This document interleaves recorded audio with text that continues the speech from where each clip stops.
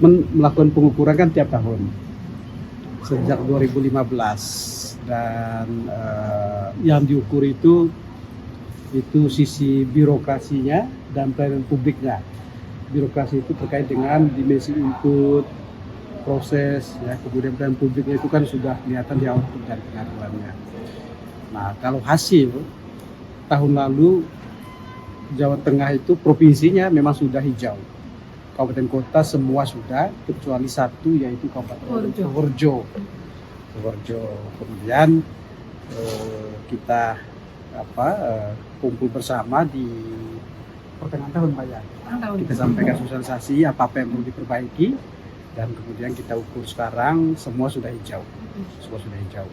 Jadi dari sisi kepatuhan terhadap pemenuhan standar pelayanan publik paling tidak sudah berada pada posisi yang cukup signifikan dan cukup bagus ya.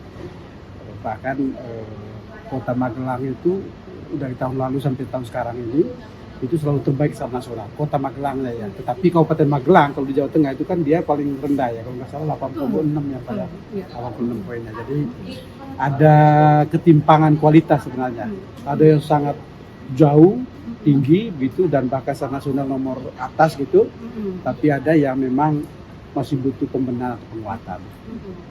Nah, kalau saya lihat nanti Mbak Ida mungkin tambah ya, kalau saya lihat data yang banyak butuh perbaikan itu di dinas sosial, ini terkait dengan mungkin ya perlindungan sosial, bansos dan sebagainya, kemudian dinas kesehatan dan dinas pendidikan. Tiga ini umumnya.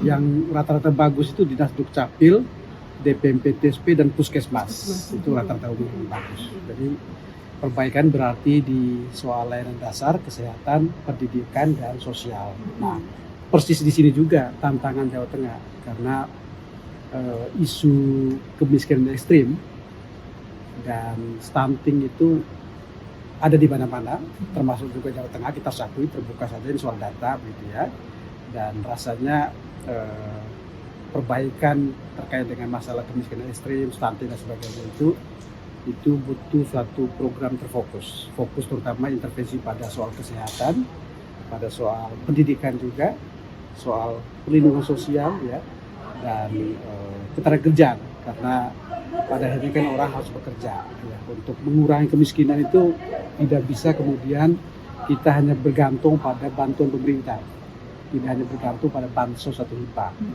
Yang paling otentik dan berkelanjutan adalah kalau orang bekerja, maka memang menciptakan kesempatan kerja, peluang kerja itu suatu yang sangat penting untuk Jawa Tengah.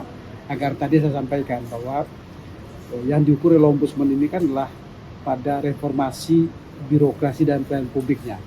Tetapi dampak bagi kinerja pembangunan itu tentu sudah ada kinerja pembangunan yang terlihat. Tapi mengaitkan itu menjadi agenda berikutnya ya, sehingga Jawa Tengah itu tidak saja papan atas dalam hal peringkat kepatuhan terhadap standar pelayanan publik, tapi juga dia berdampak. Ini yang sungguh dirasakan masyarakat. Birokrasinya patuh, tapi publiknya puas nggak? Nah, publik puas itu bukan sekedar ketika diwawancara dia katakan puas, bukan itu poinnya. Tapi puas publik itu dalam artian bahwa pelayanan publik itu memang sungguh membuat mereka makin sejahtera. Kalau bahasa saya, makin membuat orang berotak cerdas, itu pendidikan, makin membuat orang berbadan sehat, itu kesehatan, dan makin membuat orang berkantong tebal, itulah daya beli. Itu IPM kita sebutnya, berotak cerdas, berbadan sehat, berkantong tebal, itulah IPM. Nah, tantangan Jawa Tengah hari ini adalah bagaimana reformasi pelayanan publik itu kemudian berdampak kepada yang tiga tadi itu, ya. Dan itu cara untuk mengurangi kemiskinan ekstrim, stunting dan sebagainya. Selain tentu bansos dan hibah pemerintah. Itu yang sebenarnya agenda berikutnya ya. Saya berharap kepemimpinan berikutnya, siapapun nanti yang terpilih di Pilkada 2024 nanti, ini melanjutkan. Ibaratnya yang sekarang meletakkan fondasi.